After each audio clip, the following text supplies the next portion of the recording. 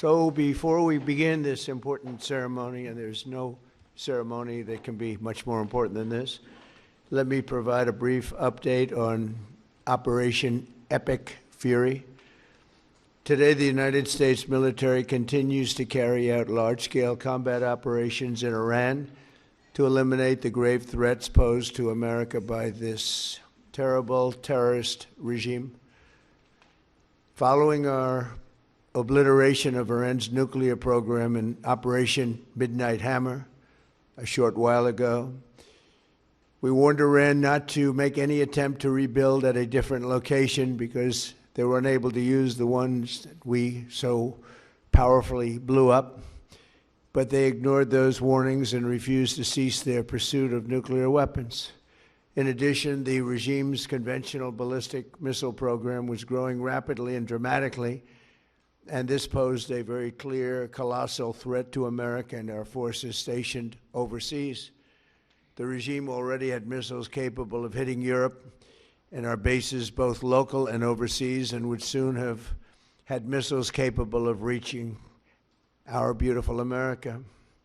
The purpose of this fast-growing missile program was to shield their nuclear weapon development and make it extraordinarily difficult for anyone to stop them from making these highly forbidden by us nuclear weapons. We were the ones that were complaining. We were the ones that wanted it stopped. But everybody was behind us. They just didn't have the courage to say so. An Iranian regime armed with long-range missiles and nuclear weapons would be an intolerable threat to the Middle East, but also to the American people. Our country itself would be under threat, and it was very nearly under threat. I was very proud to have knocked out the Iran nuclear deal by President Barack Hussein Obama. That was a horrible, horrible, dangerous document. They would have had nuclear weapons 3 years ago, and they would have used them. But I'll not let that happen. For almost 47 years, this regime has been attacking the United States and killing Americans. Every time you see someone with missing arms and legs or a face that's been absolutely shattered violently, it was almost certainly caused by an Iran roadside bomb.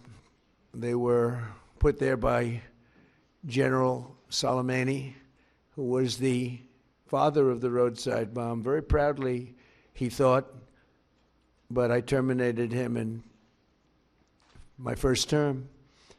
This was our last best chance to strike what we're doing right now and eliminate the intolerable threats posed by this sick and sinister regime. And they are indeed sick and sinister.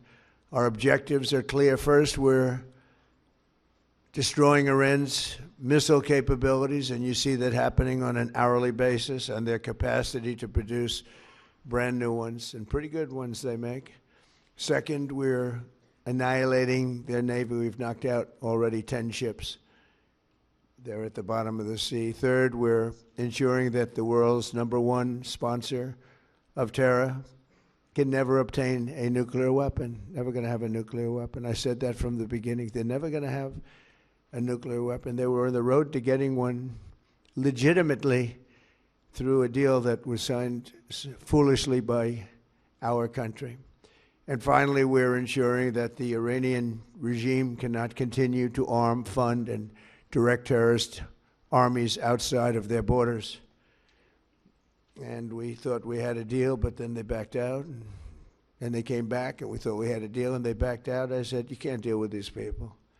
You got to do it the right way. Today, we grieve for the 4 heroic American service members who have been killed in action and send our love and support to their families. In their memory, we continue this mission with ferocious, unyielding resolve to crush the threat this terrorist regime poses to the American people, and a threat indeed it is.